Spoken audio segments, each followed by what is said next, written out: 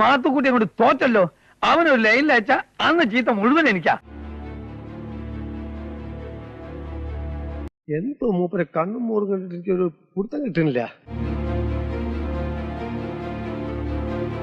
നോക്കിക്കോ, ഇന്നിവിടെ ചിലതൊക്കെ നടക്കും. അവന്റെ പെരുമാറ്റത്തിൽ എന്തോ പന്തികേടുണ്ടല്ലോ അല്ലേ? ഞാനത് പറയാൻ വരുമായിരുന്നു. ആ സ്ത്രീ എനിക്കറിയാം, ബോംബെ റെഡ് സ്ട്രീറ്റിലുള്ളതാ. ഇതിന്റെ സത്യാവസ്ഥ ഒന്ന് അറിയണമല്ലോ. എന്തൊരു സത്യാവസ്ഥ? പെണ്ണ് ഏറി കൊളുത്തി പ്രേമം. എന്റെ കയ്യിലെങ്ങനെ ആയിരിക്കണം മിനിമം ഒരു 500 ഡൈവേഴ്സ് കഴിഞ്ഞ് പിറ്റേ ദിവസം പെറ്റണിട്ടാണ്.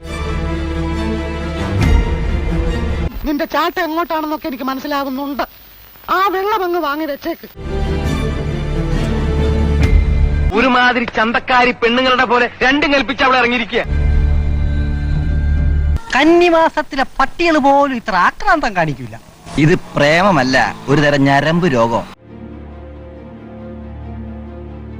കൂടിപ്പോയ അരമണിക്കൂർ. മണ്ടത്തരം കാണിക്കാനുള്ള ബുദ്ധി പോലും അവനില്ല.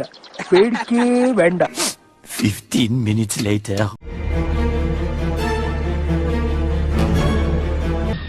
ഒരു കയ്യബദ്ധം നാറ്റുകരുത്. ഇപ്പൊ ഷുവറായില്ലേ? ഓള് പോക്കാണെന്ന് നമ്മൾ ആദ്യം പറയുമ്പോ ആരും വിശ്വസിച്ചില്ല. അവളുടെ നിർബന്ധത്തിന് വരങ്ങേണ്ടി വന്നു. ഇനി ഇപ്പൊ അത് പുറത്തൊന്നും പറയണ്ട. ഓ ഭാഗ്യവാൻ. ഇതിപ്പോ പോർട്ടലിൽ ലോട്ടറി അടിച്ച പോലെ.